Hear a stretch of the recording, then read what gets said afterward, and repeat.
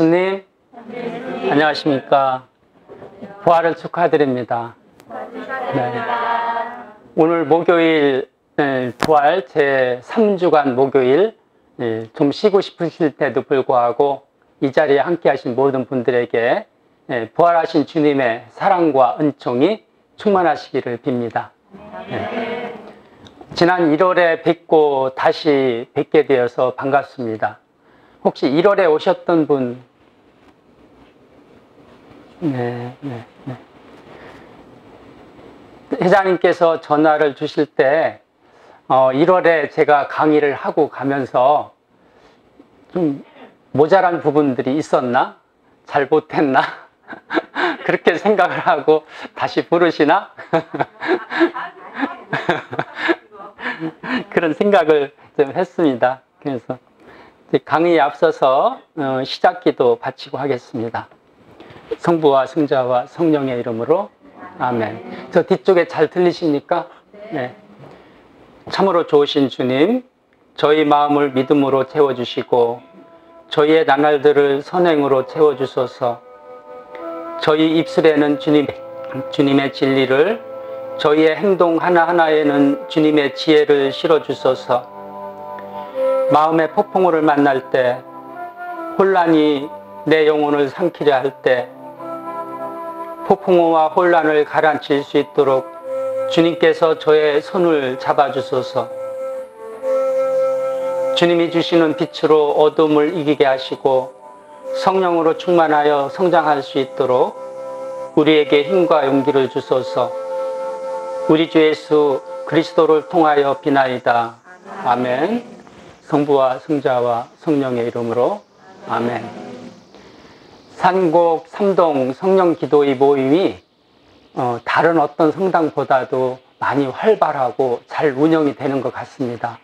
축하드리고요. 기도회를 이끌어 가시는 우리 요세피나 회장님, 그리고 여기 찬양 또 임원님들 수고에 감사를 드립니다. 오기 전에 성령께서 여기 오늘 함께 하신 모든 분들에게 같이 임하시기를 바라고 주님과 성모님께 기도를 드리고 왔습니다. 경인 고속도로를 이렇게 오면서 푸르름으로 뒤덮인 산과 들이 얼마나 싱그러운지, 그리고 올 것 같지 않던 이 봄은 또 어김없이 이렇게 왔구나, 그런 생각을 하면서 왔습니다. 제가 건강을 잃고 이제 왼쪽 팔과 다리에 마비가 왔을 때도 그랬고, 또 생각하지도 않았던 교통사고로 좌절과 실망에 떨어졌을 때도 따스한 봄이 오기를 얼마나 기다렸었는지 모릅니다. 육체적인 고통과 마음의 고통을 통해서 미움도 생기고 사랑할 수 있는 삶이 무엇인지 알 수 있었습니다. 영적으로 받는 그런 아픈 고통도 있었습니다. 그래서 오늘 말씀드리는 주제는 미움과 사랑의 삶으로 정했습니다. 지난 1월 달에는 고통 속에서 제가 만난 하느님에 대해서 말씀을 드렸는데요. 오늘은 거기에 이어서 이제 미움과 사랑의 삶을 제가 어떻게 살아왔는지 말씀을 드리는 시간으로 이어지겠습니다. 사슴 아시지요?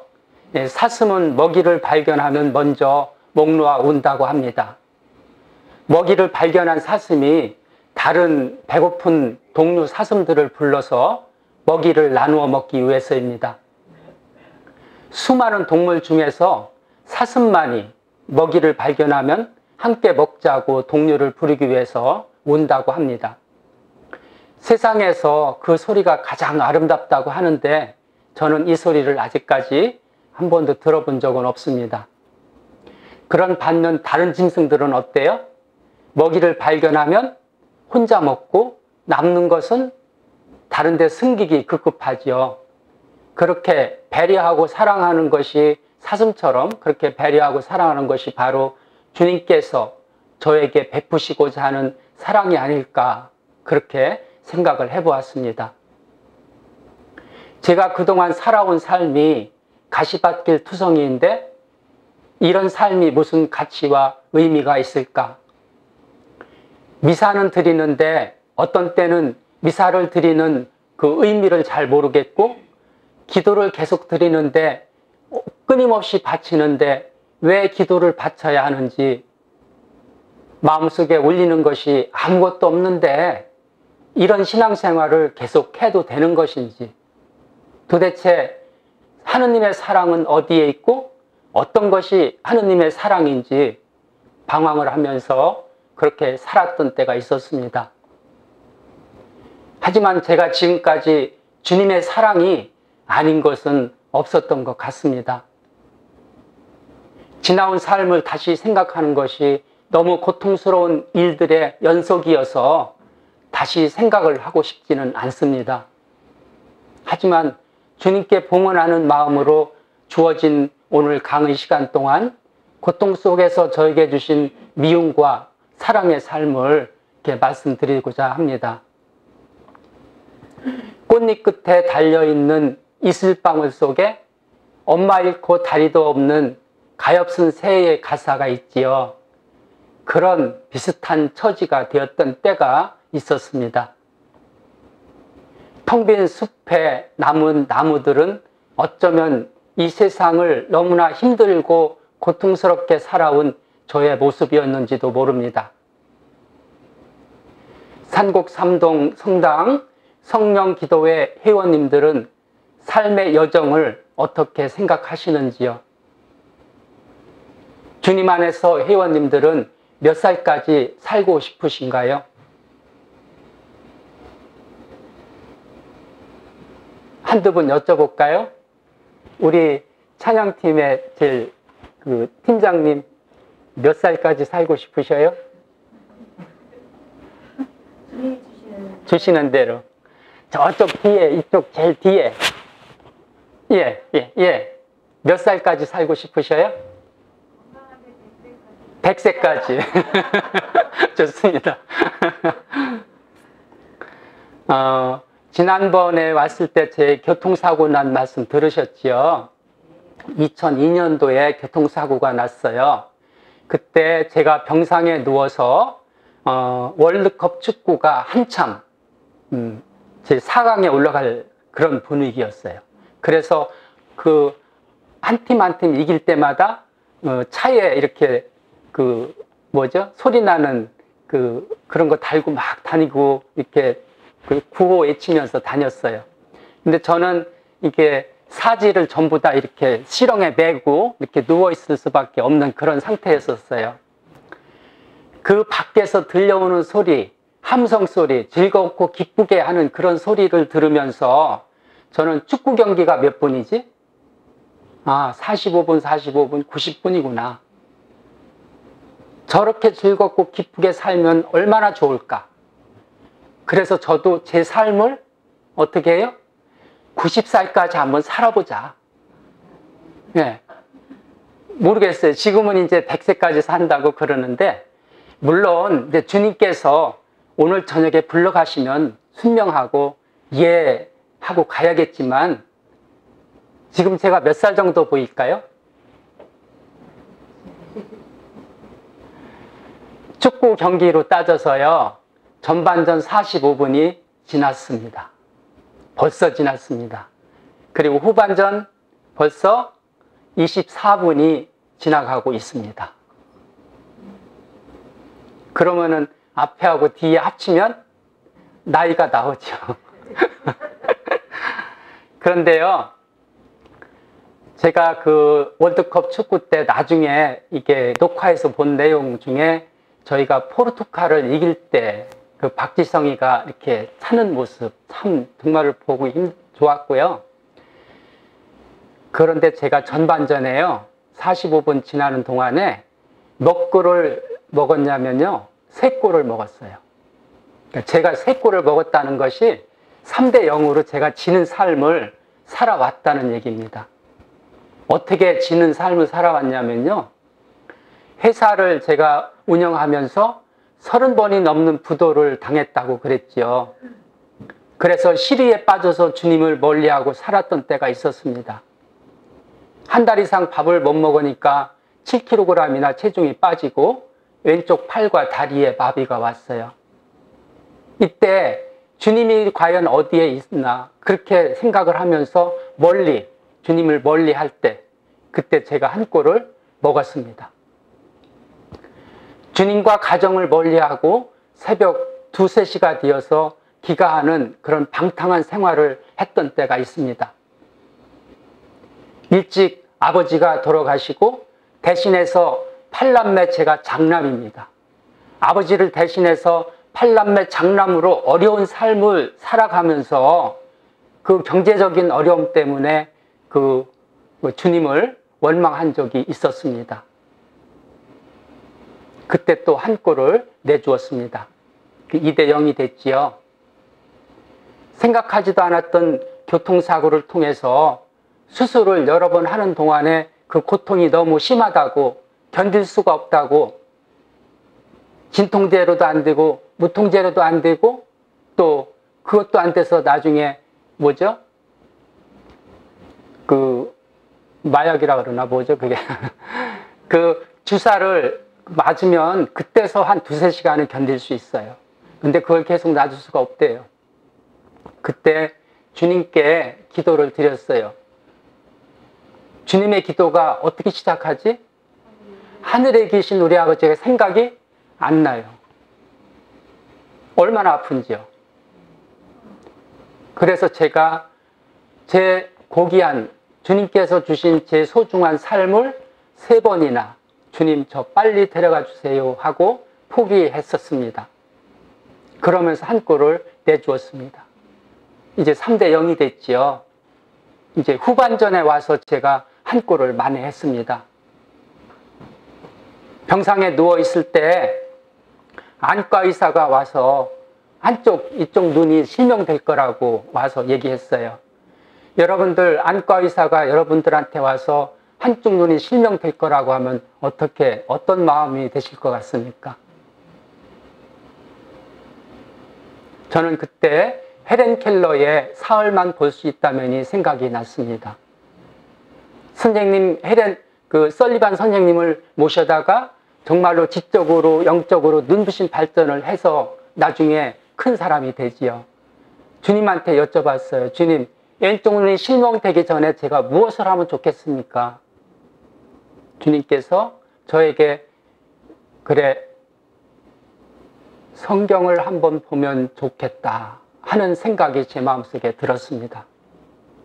그래서 1년 동안 신구약 성서를 정독을 끝까지 요한묵시록까지 했습니다. 그래서 제가 병원에 6년 있었어요. 6년 동안에 성경을 6번을 정독을 했습니다. 그러면서 성경을 읽으면 읽을수록 주님의 말씀이 얼마나 꿀같이 다른지 알 수 있게 됐어요. 꿀같이 다른 그 말씀을 제가 따먹고 영적으로 육체적으로 건강해질 수 있었고요. 지금 이렇게 이 자리에 설 수 있었습니다. 그래서 한 꼴을 또 만회했습니다. 그리고 그동안에 제가 고통스러웠지만 애미 다녀오셨죠? 안 다녀오셨어요? 애미 대표 부부로 꾸르실료 한국협회 회장과 서울대교구 주관으로 또 사목회장으로 많은 봉사를 했습니다. 그렇게 봉사를 하면서 한 꼴을 또 많이 했습니다. 그래서 지금 현재 어떻게 됐어요? 스코어가 3대 2입니다. 그리고 지금 저한테 남은 시간이 얼마 남았어요? 21년 남았죠. 네. 21년 동안에 저는 분명히 한 꼴을 더 넣을 겁니다. 그럼 3대 3이죠. 3대 3 동점을 가지고 제가 하느님께 가면 하느님께서 저를 알아보실까요? 저는 못 알아보실 것 같아요. 왜? 이기고 가야지, 이기고. 한 꼴이라도 더 넣어서 4대 3으로 이기고 하느님께 가야 하느님이 저 마테오를 알아보실 거 아니에요. 그래서 그 추가 시간이라도 한 꼴을 더 넣을 겁니다. 그렇게 역전해서 주님께 갈 수 있도록 살고 싶습니다. 회원님들은 지금 몇 대 몇까지 이기고 하느님께 가실 그런 계획이 혹시 있으십니까? 그냥 동점으로 가실 겁니까? 꽃잎에 있을 방울은 아침에 해가 떠오르면 곧 말라 없어지게 됩니다. 교통사고를 통해서 어머니도 저를 버리고 떠나갔습니다. 한쪽 다리를 잘라야 될 것 같다는 주치의 말에 저는 꽃잎 끝에 있을 방울과 같은 그런 처지였습니다. 사랑하는 어머니와 헤어질 때의 아픔이 얼마나 큰지 모르시지요. 믿었던 가족들, 형제들, 친구들한테 배신을 당할 때 그 좌절이 얼마나 큰지 모르시지요. 뜻하지 않은 교통사고는 저에게 아픔과 상처를 가져왔고 사랑하는 어머니, 가족, 친구 하나둘 저를 버리고 떠나갔습니다. 어쩌면 텅 빈 숲속에 외로운 나무와 같은 그런 처지가 되었었는지 모릅니다.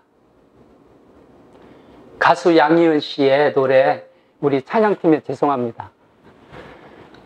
아름다운 것들 기억하시나요? 네. 이 자리 성령께서 충만하셔서 함께 하는 자리지만 그냥 흘러간 노래, 제가 잘 부르는 노래이기 때문에 그냥 한번 불러볼게요. 꽃잎 끝에 달려있는 작은 이슬방울들,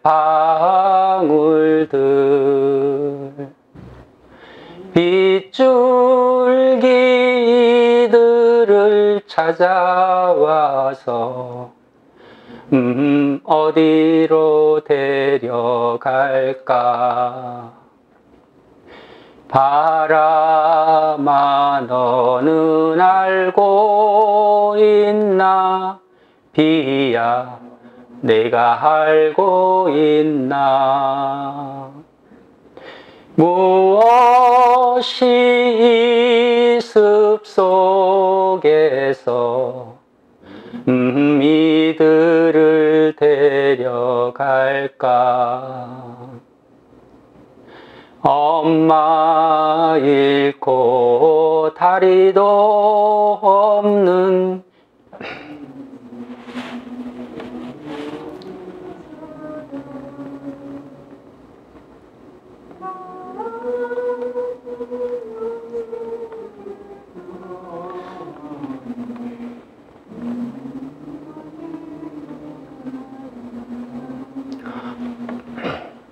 죄송합니다. 노래를 더 못 부르겠어요. 바람에 너는 알고 있나? 비야 내가 알고 있나? 무엇이 이 숲속에서 이들을 데려갈까? 창밖으로 보이는 아카시아 나무 사이로 부는 바람이 얼마나 시끄럽고 가슴을 시원하게 했는지 모릅니다. 한여름 소나기가 제 가슴 속에 응어리져 있던 상처들을 흠뻑 적시어서 얼마나 마음을 달래주었는지 모릅니다. 제가 교통사고로 많은 수술을 받았다는 말씀은 지난번에 드렸습니다. 수술을 하면 퇴원해서 한 달 정도 몸을 다시 회복한 뒤에 또 입원을 합니다. 퇴원을 해서 집에 올 때마다 제가 먹고 싶은 것이 있었습니다. 무엇일까요? 무엇을 먹고 싶어 했을까요? 삼계탕이 먹고 싶었습니다. 왜 삼계탕이 먹고 싶었는지 말씀을 드릴게요. 제 아내 세실리아하고 결혼하기로 결정을 하고 장모님께 첫 인사를 드리는 날이었어요. 만남의 장소가 바로 삼계탕으로 유명한 음식점이었습니다. 얼마나 꿀맛같이 맛이 있었는지 결혼하고도 장모님을 찾아뵈면 맛있게 삼계탕을 끓여주셔서 잊을 수가 없습니다. 그래서 퇴원을 하고 집으로 올 때마다 이제 아버님이 일찍 돌아가셨기 때문에 시골에 남은 재산이 아무것도 없어요. 홀로 되신 어머니하고 팔남마가 저희 집으로 서울로 다 올라왔습니다. 20년 동안 어머니를 모시고 살았어요. 수술하고 집에 올 때 그 어머니가 삼계탕이나 맛있는 된장국을 끓여주시면 얼마나 좋을까 기대를 하고 퇴원을 합니다. 하지만 지금까지 죄송합니다. 한 번도 먹어보지 못했습니다. 왜 안 끓여주셨는지 저 하나님 모릅니다. 안 여쭤봤어요. 설상가상으로 제가 7번째 수술을 하고 퇴원했을 때 어머니가 저를 부르셨습니다. 애비야, 나 나갈란다. 나가시다니요. 나 혼자 살고 싶으니 집 하나 사줘라. 아니, 아들의 모습이 애처롭거나 치근하지도 않으신가 하는 생각도 할 수가 없었어요. 제가 어머니께 어떻게 했을까요? 앞으로도 몇 번이나 수술이 남아있는지도 모르고 이렇게 고통으로 아파하는 아들을 놓고 왜 혼자 나가서 살라고 하시는지 바보같이 한마디도 여쭤보지 못했습니다. 제 입에서 나오는 소리는 오직 한마디, 네. 수술한 자리의 통증이 조금 가라앉을 무렵에 제 아내 세실리아하고 함께 목발을 짚고 같이 어머니가 살 마땅한 집을 보러 다녔습니다. 며칠을 돌아다닌 끝에 괜찮은 집 2-3곳을 이렇게 알아서 이런 집이 있습니다. 어머니 어떠세요? 말씀을 드리면 돌아오는 대답이 뭐라고 그래요? 그런 집은 싫다. 여기 함께 하신 분들이 그런 상황이라면 어떻게 하실까요? 거의 한 달을 돌아다니면서 겨우 집을 이제 찾았습니다. 처음에는 싫다고 그러셨어요. 제일 좋은 삼성 아파트를 가시겠대요. 그래서 돈도 안 되고 그러니 어머니 동아 아파트 여기 좋은 데가 있으니 이쪽으로 하시고 저희들이 형편이 좋아지면 나중에 삼성 아파트로 모실게요. 그렇게 해서 겨우 계약을 했습니다. 그렇게 계약을 해서 동아 아파트로 나가신 지 16년째 어머니와의 사랑을 잃어버렸습니다. 어머니의 얼굴조차도 보고 싶지 않은 정말로 그런 세월이 지금까지 흘렀습니다.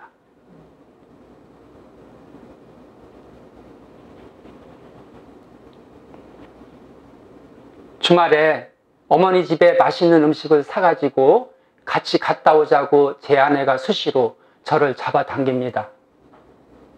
그럴수록 왜 그렇게 가기가 싫은가요? 제가 불효자 맞지요? 오늘 산곡 삼동 성령기도의 강의에서 왜 주님께서 다시는 정말로 생각하고 싶지 않은 그런 껄끄러운 어머니와의 관계에 대해서 말씀을 하도록 하셨는가 묵상을 했습니다. 오늘 아침까지도 여기 와서 말씀드릴 강의를 이미 다 써놨었습니다. 오늘 아침을 먹으면서 들려오는 메시지가 있었습니다. 그 써놓은 강의 하지 마라. 다시 썼습니다. 네. 어머니의 말씀과 행동에 어쩌면 그럴 수 있나 하고 돌아선 때에 제 마음을 어떻게 하면 좋을까 수도 없이 주님께 계속해서 기도를 드렸어요. 그럴수록 제 아프고 힘든 몸과 마음은 어머니가 점점점 더 원망스러워졌어요. 아예 어머니를 제 마음속에 잊으면 안 될까? 차라리 있는 돈 다 가지고 저 멀리 호주로, 뉴질랜드로 아니면 캐나다로 가버릴까? 얼마나 속이 상했으면 그런 마음까지 들었을까요? 어머니 나이 올해 92세입니다. 백수를 하신다고 해도 이제 8년. 어떻게 하면 모자 간의 관계가 정말로 성모님과 예수님처럼 될 수 있을까? 체험담 지금 말씀드리는 한 기절 한 기절을 써 내려갈 때마다 제 가슴속이 얼마나 아팠는지 몰라요. 정말로 애리한 칼끝으로 찌르는 것 같은 그런 아픔이 저한테 계속 왔어요. 제가 양희은 씨의 아름다운 것들 노래를 불렀잖아요. 그 노래 가사를 음미하면서 부르고 나면 얼마나 속이 시원한지 몰라요. 며칠 전 기도 중에 어머니의 젊었을 때 모습이 주마등처럼 스쳐 지나갔어요. 불쌍한 어머니. 남편인 아버지의 사랑도 제대로 받지 못하고 젊어서 사별하신 뒤로 오직 8남매가 잘되기만을 위해서 기도를 하고 오신 어머니. 가진 것이라고는 아무것도 없는 시골 산골 떼약볕에서 어린 저희 자식들을 위해서 근근히 고픈 배를 채우시려고 힘들게 그렇게 연명하시면서 시골의 삶을 사셨던 그때 젊었을 때의 어머니를 생각을 떠올렸습니다. 그렇게 힘들고 가엾게 살아온 어머니라는 한 여인의 기구한 삶의 여정에서 자수성가한 장남이 어쩌면 세상 무엇도 두렵지 않은 대들보처럼 이렇게 마음속에 자리 잡고 있으셨던 것은 아니었나 그렇게 생각을 했습니다. 오로지 어머니가 의지할 곳이라고는 말씀만 하면은 척척 알아서 해결해드리는 장남인 맏아들이 있는데 걱정할 것이 뭐가 있는가. 이렇게 미움으로 가슴속에 응어리가 되었을 때 제 힘, 제 의지로 도저히 치유가 힘들어서 할 수가 없었어요. 주님께 계속 기도를 드렸습니다. 치유할 수 있는 은총을 주시라고. 주님께서 밝은 빛으로 사랑할 수 있는 힘과 용기를 주시라고. 얼마 전에 서울대병원 원목 신부님을 찾아뵙고 어머니에 대해서 상의를 드렸습니다. 원목 신부님이 저에게 하시는 말씀이 뭐냐면 어머니 행동이 정상이고 마테오 네가 잘못됐어. 여자는 시집을 가기 전에는 부모에게, 시집을 가서는 남편에게, 남편이 먼저 사별하게 되면 누구에게?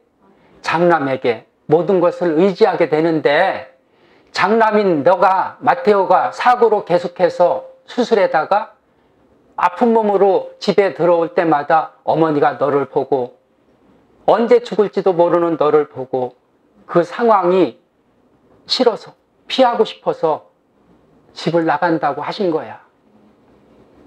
이해되셔요? 네.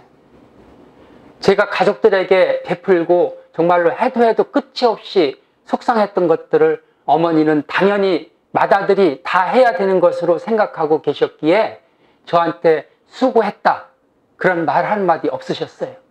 잘했다 하는 말씀 한마디 없으셨어요. 제가 잘했다 수고했다는 말을 들으려고 해서가 그런 게 아니에요. 작년 말에 탄생이라고는 영화 나왔지요. 다 보셨나요? 네. 김대건 신부님의 생애를 보면서 저희 어머니의 삶이 또 이렇게 스쳐 지나갔어요. 영화를 보면서 유심히 본 장면이 아직도 눈에 선합니다. 신학생으로 뽑혀서 마카오로 떠날 때 신부님과 어머니의 헤어지는 장면이 나와요. 제가 고등학교를 졸업하고 아무것도 없이 호롤단신 서울로 올라올 때 어머니 모습, 아무것도 해주지 못하는 너한테 미안하다. 가서 몸 건강하게 성공하기를 바란다고 그렇게 제 손을 붙잡고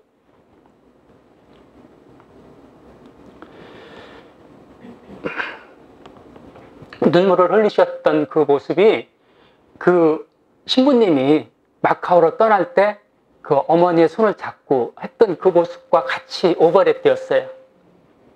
10년을 공부하고 사제로 돼서 다시 한국에 오시죠. 한국에 오셔서 국내로 들어와서 부활미사를 드리면서 성체를 어머니에게 드리는 신부님의 모습을 봤어요.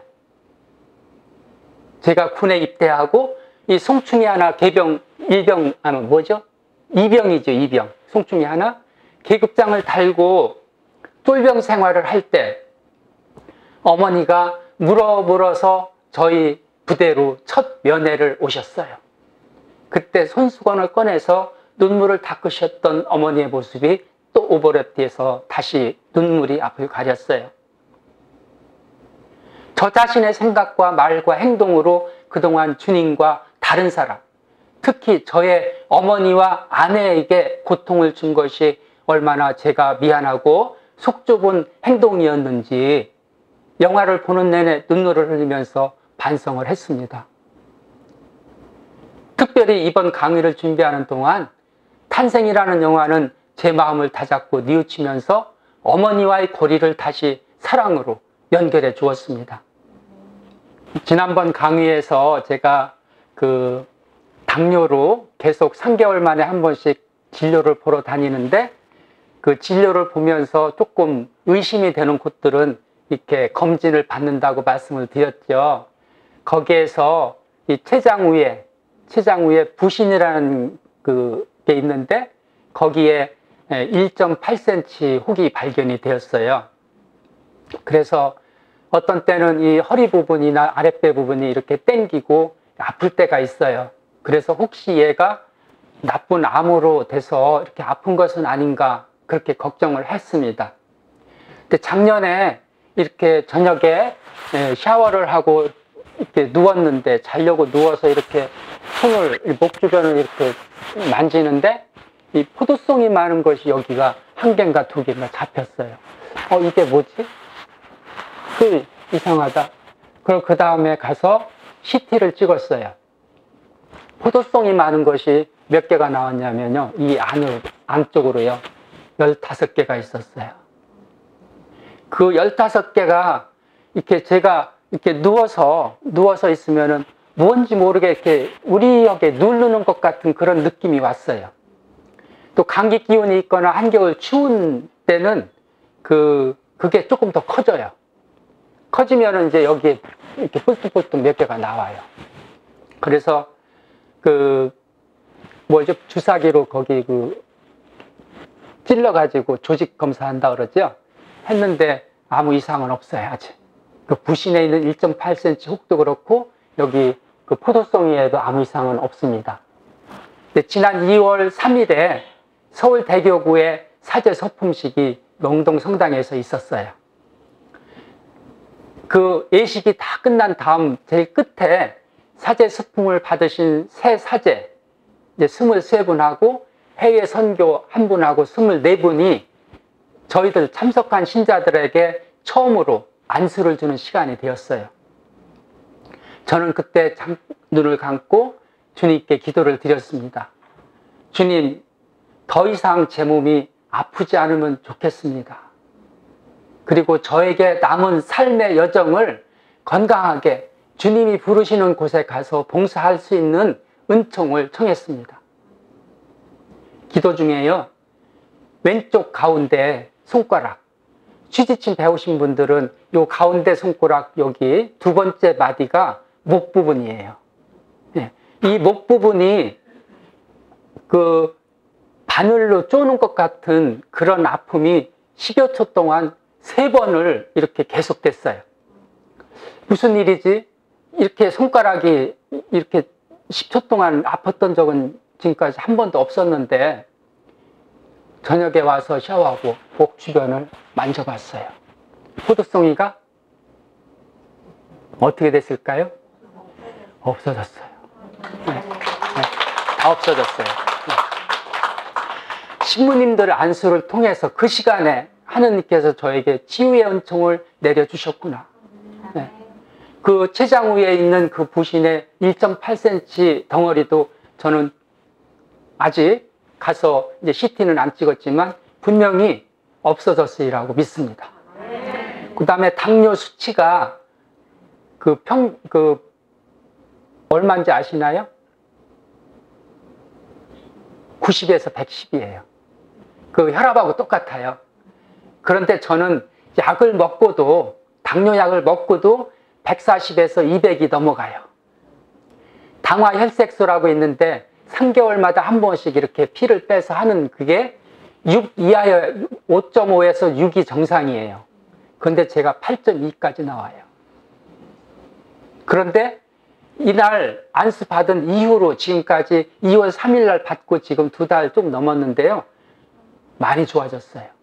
수치가 200 이상으로 올라가진 않아요. 그런데 이번 기도를 통해서 제가 주님의 사랑이 어떤 것인지 조금 알 수 있게 된 것 같아요. 더 이상 제 몸이 아프지 않으면 좋겠다고, 그리고 저에게 남은 삶의 여정을 건강하게 봉사할 수 있는 은총을 청했지 제가 고쳐달라고 안 했어요. 그런데 치유시켜 주신 거예요. 복음에서 38년 동안 몸이 아파서 누워있는 환자 이야기 아시죠? 배짰다 연못에 그 몸을 담그면, 그러니까 물이 이렇게 돌아갈 때 첫 번째 들어가는 환자는 어떻게 돼요?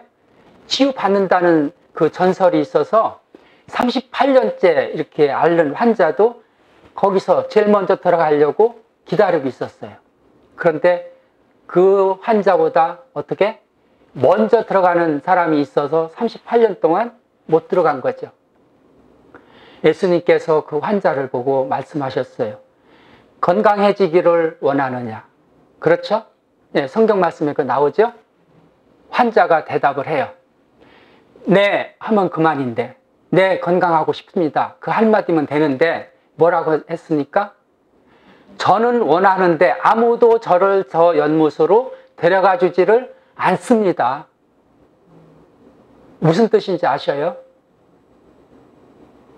핑계예요, 핑계. 네.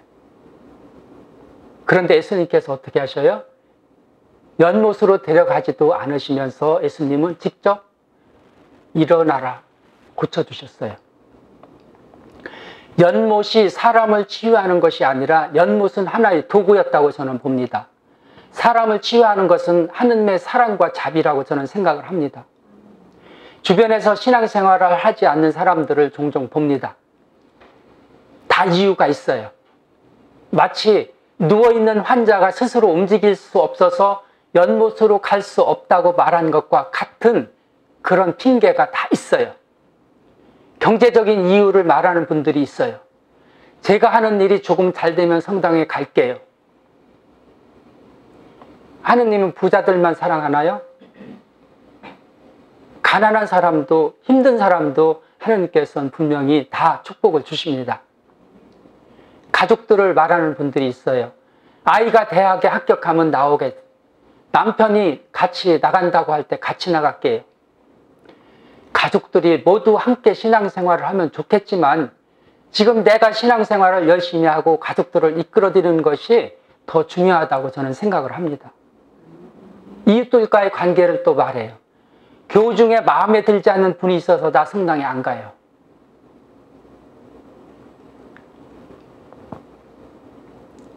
제가 새 사제들한테 안수 때 흔히 주님께 드리는 수능시험 잘 보게 해달라는 기도도 아니었고 결혼한 아들과 딸이 잘 되게 해달라고 비는 기도도 아니었습니다.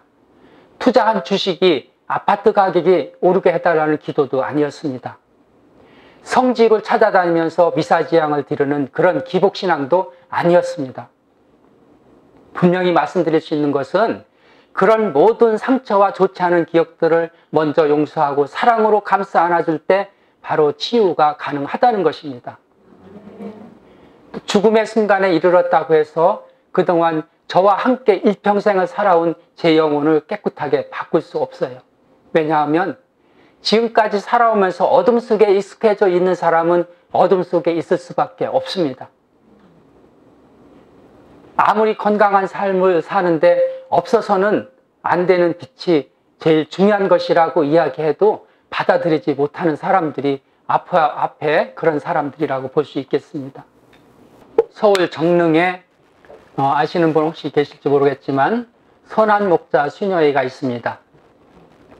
수술이 계속되면서 너무 고통스러워서 어떻게 잘 이겨나갈 수 있을까 힘이 되는 그런 생명의 말씀을 좀 누가 주시면 안 될까 생각을 하다가 선한 목자 수녀회 또 말씀드리면 길어져서 그냥 나중에 혹시 시간 되면 말씀드리고 원장 수녀님께 제가 긴 편지를 이렇게 손으로 써서 보내드렸습니다.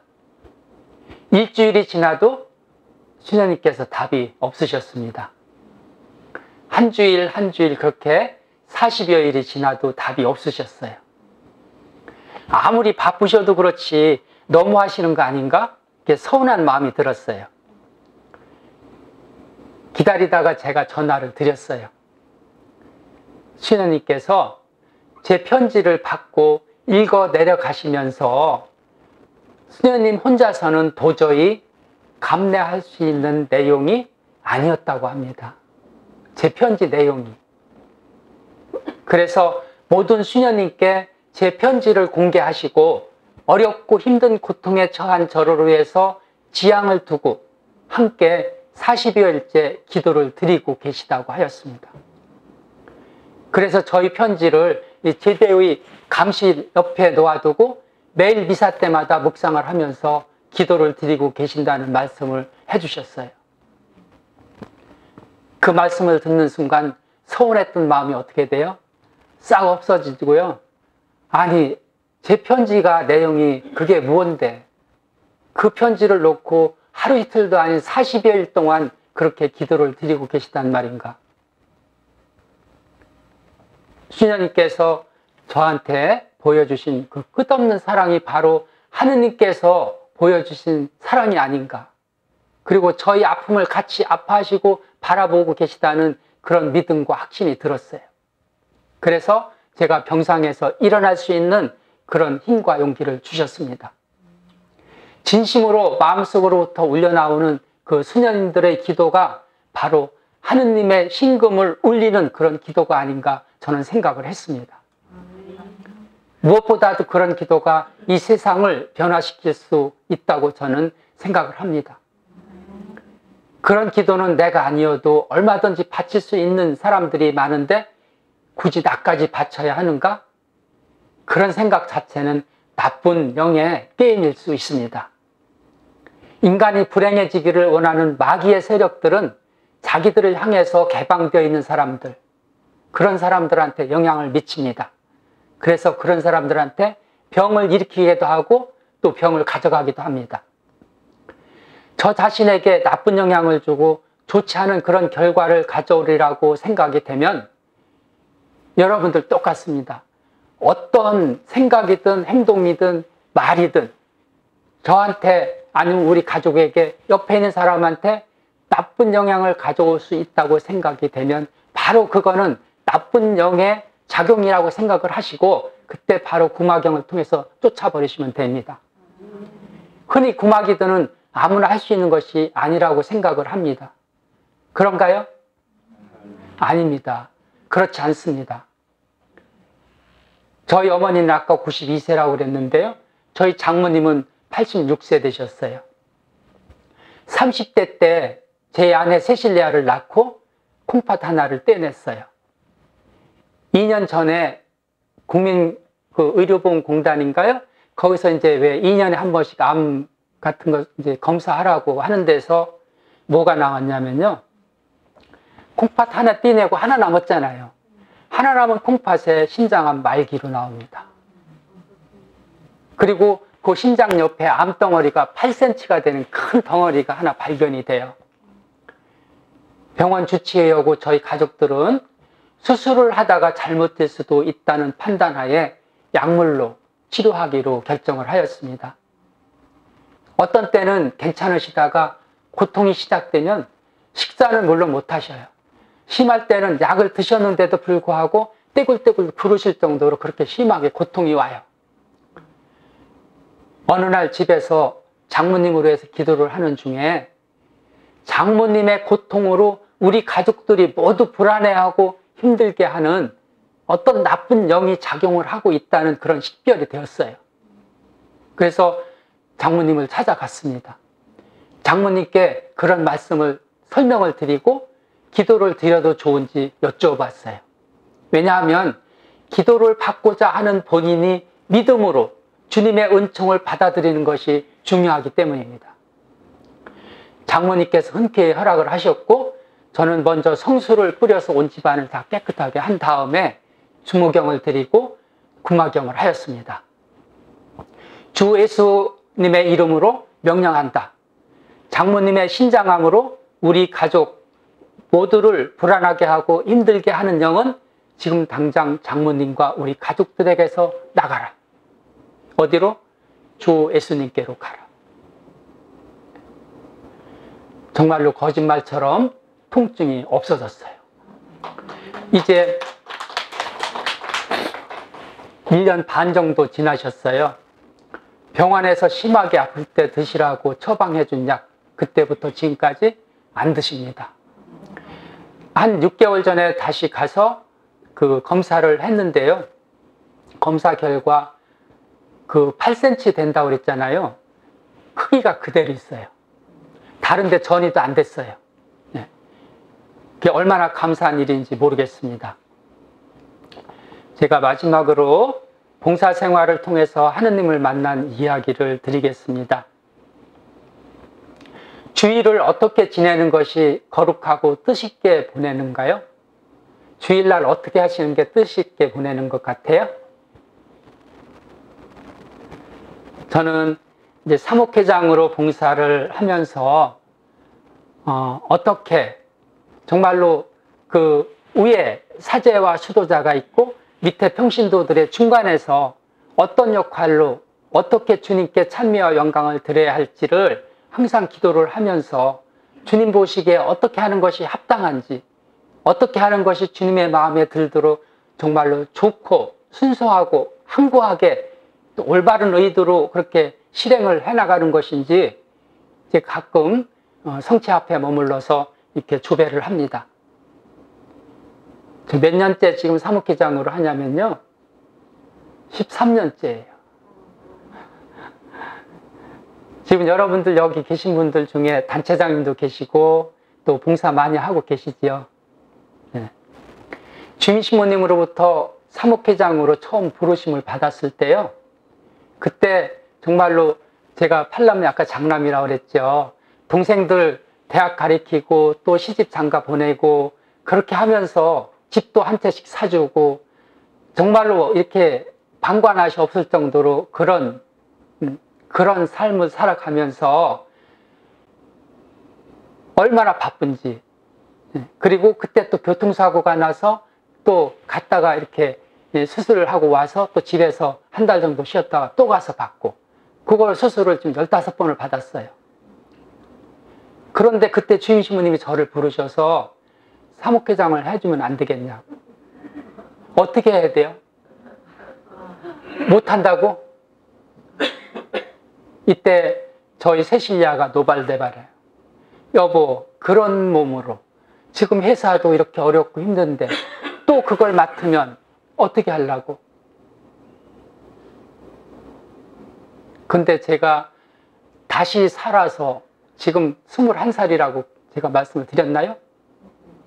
안 드렸나요? 사고 난 지 21년이 됐어요. 지금 제 나이 21살이에요. 그러면 13년째 사목회장을 하고 있으니까 사고 나고 몇 년째예요? 6년, 7년? 7년 되나 8년 정도 지났을 때 이제 사목회장을 해달라고 부르신 거잖아요. 그러니까 세실야가 하면 나 당신하고 안 살아, 이혼할 거야. 얼마나 저기 했으면요. 근데 다시 살려주셨을 때 제가 주님하고 약속한 것이 있습니다. 제2의 인생을 덤으로 살고 있는 저에게 주님께서 부르시는 곳이라면 언제든지 이해하고 가겠습니다. 네. 그러면 제가 사목회장으로 가야 돼요, 말아야 돼요? 가야죠. 사목회장으로 임명장을 받고 며칠이 지났어요. 우리 세실야가 없어졌어요. 어디로 갔을까요?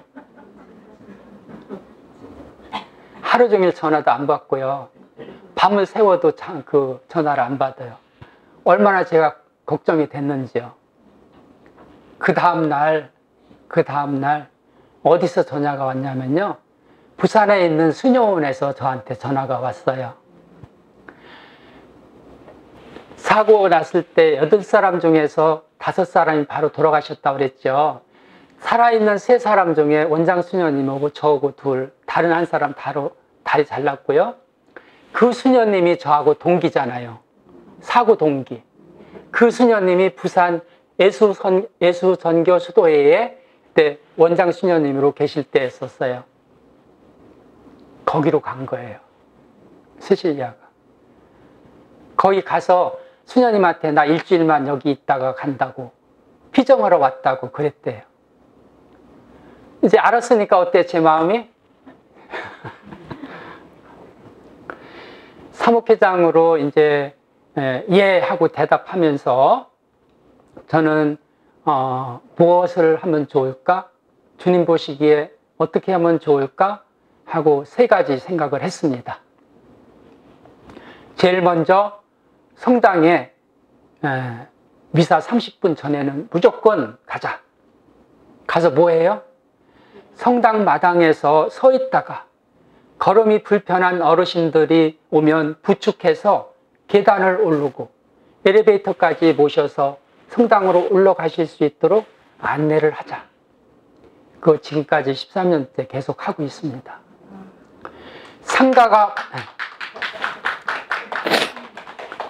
상가가 발생하면 상가에 무조건 모든 일을 제쳐놓고 방문을 하자.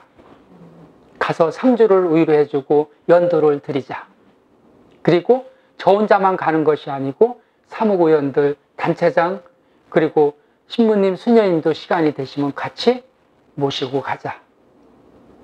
그렇게 지금까지 하고 있습니다.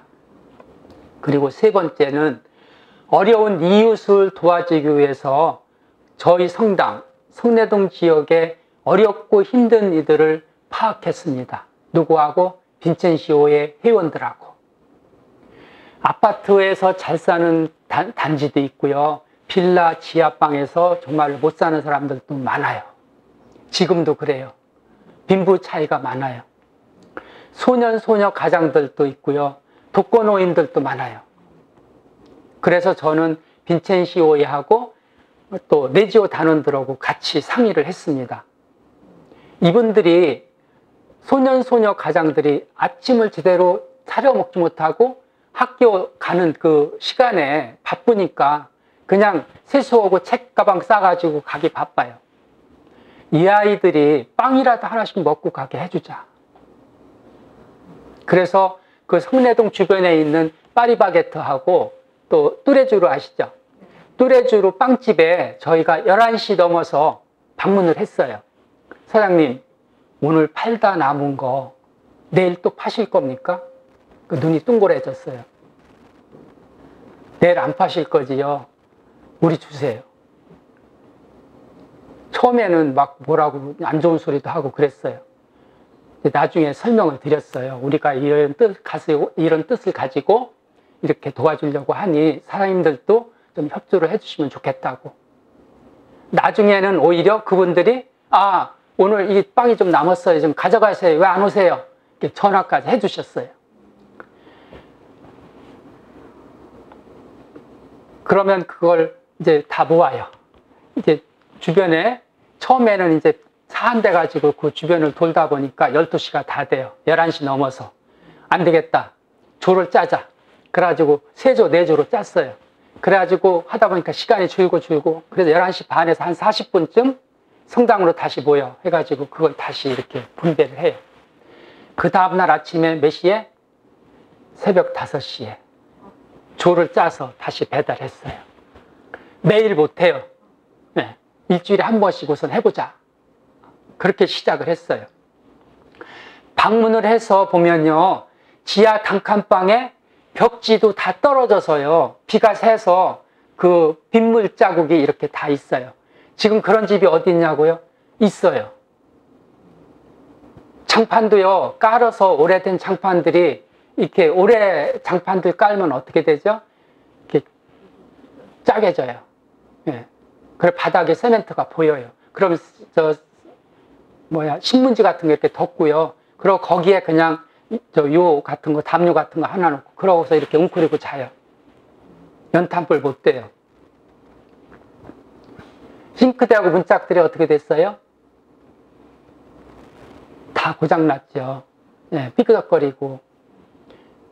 시설분과 의원들 다 불렀어요. 구역원들 다 불렀어요. 그 다음에 벽지를 하는 그 사장님이 한 분 우리 구역 내에 있어서 벽지 팔다가 못 파는 거 있으면 다 내놔. 왜 그러느냐고. 이렇게 한다고 그랬더니 그러면 안 되지. 새 거 가지고 와서 해주세요. 돈 안 받을게요. 그렇게. 그리고 시설분과 의원들이 싱크대하고 문짝 다 같이 수리를 다 해주고요. 그런 독거노인들이 어떻게 해요? 나중에 성당에 나와요. 예비자 교리를 받아요. 시니어 대학에 입학을 해요. 2, 3년 뒤에는 노인대학 어르신들이 80명, 90명으로 시작을 했는데 몇 명으로 늘어났냐면요. 160명으로 늘어나요. 서울에서 세 번째로 학생이 많은 성당이 되었어요. 그래서 제가 이런 봉사를 하면서 아무리 뛰어난 선수도 팀의 도움이 없으면 승리할 수 없구나. 힘겨운 것이 있다 하더라도 서로 격려와 위로를 하면서 봉사를 한다면 그것이 얼마나 주님께 큰 영광을 드리는 것인가. 그리고 역할 분담을 통해서 서로 다른 달란트가 있어요. 나는 이런 것이 잘하는 것이 있고 저분은 뭐 못질이라도 잘하는 사람이 있고 다 틀려요. 그게 하느님으로부터 받은 달란트고 전문성이에요. 그걸 모두 하나하나 다 이렇게 발휘할 수가 있는 거예요. 그러니까 사무고연 구성을 보면 좀 우스운 얘기지만 한 분 한 분 다 소중한데요. 물론 있으나 마나한 사무고연도 간혹 보여요. 또 있어도 좋고 없어도 좋은 사무고연도 보여요. 그런데 이런 분들, 있으나 마나한 사무고연도 있어도 좋고 없어도 좋은 사무고연들을 이렇게 사랑으로 감싸 안아주고 그들이 갖고 있는 그 재능을 이렇게 배려해서 쓸 때 그 사람들도 꼭 있어야 할 그런 사무고연들도 같이 봉사할 수 있었어요. 흔히 사목회장이 되면 신부님께 잘 보이고 수녀님들 비위 맞추고 그런 역할이 아니냐고 반문하셔요. 골프나 맛있는 음식점을 찾아다니면서 목에 힘을 주는 역할이 아니냐고 합니다. 저는 다행히도 이쪽 뭐죠? 저희가 들었잖아요. 그 뼈가 없어요. 뼈가 없어서 이 팔을 움직일 수가 없으니까 골프 당연히 못 치지요. 처음부터 저는 그렇게 역할을 하라고 아마 하나님께서 앞에 말씀드린 그 세 가지 소명을 이렇게 생각하게 해주셨는지도 몰라요.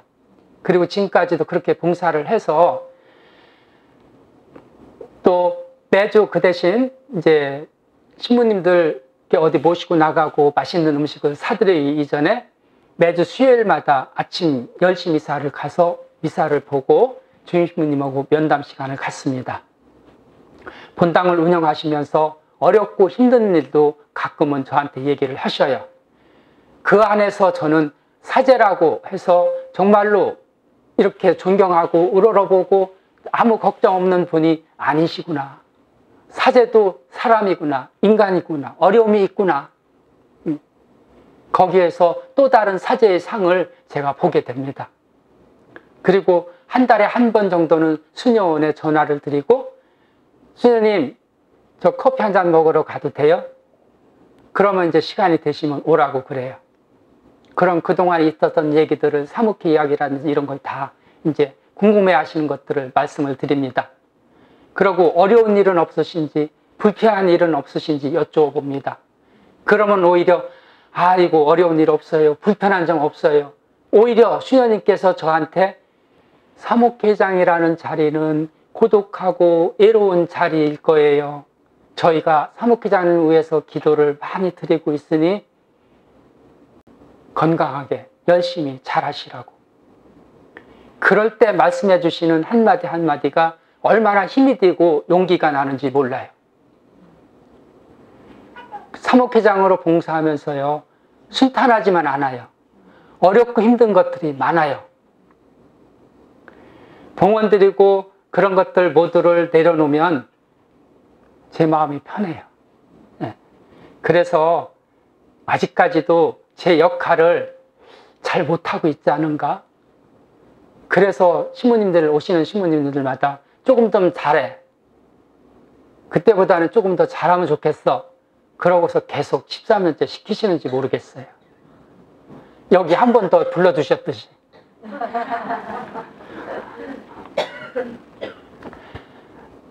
저에게 주어진 책임과 맡은 일이 많을수록 이제 겪게 되는 역경과 어려움도 많은 것은 사실이에요.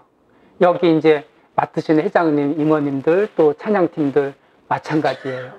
아무리 적은 봉사라 하더라도 거기에서 어려움과 또 풀지 못하는 그런 것들이 있어요. 그런 것들을 어떻게 슬기롭게 지혜롭게 하나님께 봉헌하고 풀어나가는가. 그게 신앙인으로 성숙되고 하느님께로 한 발 더 가까이 갈 수 있는 그런 신앙생활인 것 같아요. 여러분 자신이 외로움과 절망에 빠져서 아무것도 들을 수 없을 때 누군가 이렇게 내미는 손을 통해서 주님의 사랑을 느끼고 깨달을 수 있도록 그렇게 해주시는 역할을 해주시면 좋겠어요. 네.